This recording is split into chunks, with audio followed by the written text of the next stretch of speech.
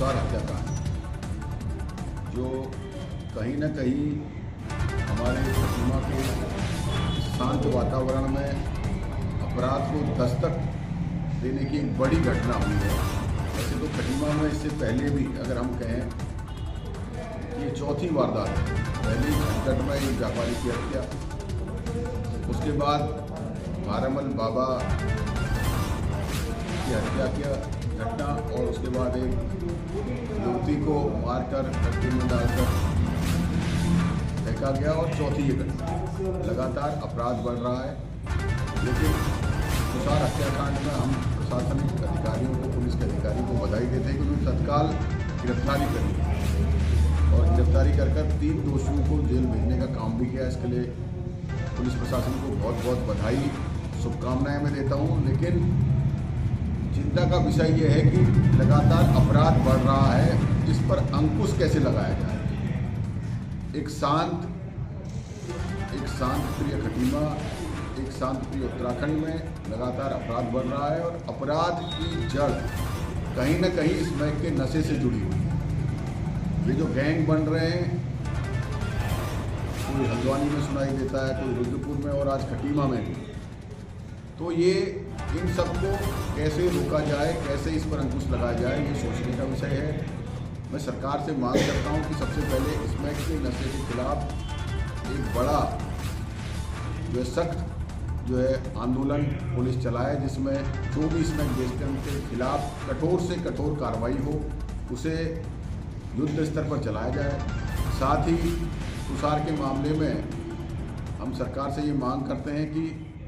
तुषार अपने परिवार का पालन पोषण करता था, सारी जिम्मेदारी तुषार के ऊपर थी, तो तुषार के परिवार को 10 लाख रुपए का मुआवजा दिया जाए। उसके परिवार से एक व्यक्ति को सरकारी नौकरी दी जाए या आउटसोर्स से नौकरी दी जाए, जिससे कि उसके परिवार का पालन पोषण हो सके, और अपराधियों के खिलाफ सख्त से सख्त कार्रवाई हो, जिससे कि दोबारा ऐसी घटनाओं की पुनरावृत्ति न हो। और ये जो गैंग बन रहे हैं आज उत्तराखंड में, इनके खिलाफ सख्ती से जो है कार्रवाई की जाए, इस बात की मांग करते हैं। आज हम सब कांग्रेस जन यहाँ नहीं थे, हमारे यहाँ रैली थी, तो हम तुषार के परिवार से परिजनों से मिलकर आए हैं। उसके साथ ही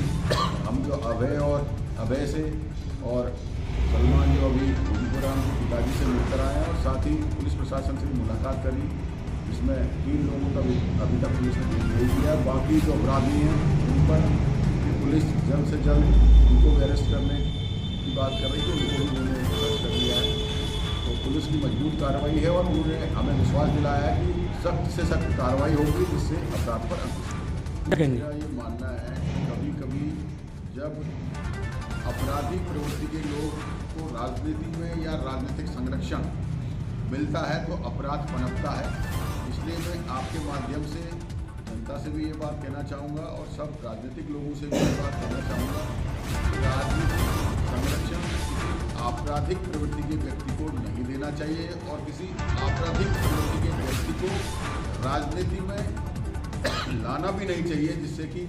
आने वाले समय में ऐसी आपराधिक घटनाएं बढ़ें। उनका साहस बढ़ता है जब वो शासन प्रशासन के नज़दीक राजनीतिक वेशभूषा में या राजनीतिक संरक्षण में आते हैं, तो उनका वो जो डर है शासन प्रशासन का, वो खत्म होता है और अपराध बढ़ता है। इसलिए हम सब लोगों को मिलकर अपराध मुक्त खटीमा और अपराध मुक्त उत्तराखंड के लिए हम सबको मिलकर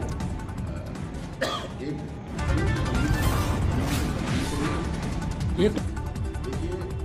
ये घटना किसी के पूर्व अनुमान से नहीं है, और सीएम साहब के यहाँ रहने पर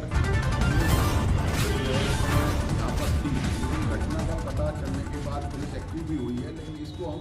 इन सब बातों से ना जोड़ें तो वही अच्छा है, क्योंकि घटना हुई है, और घटना में जो गैंग बने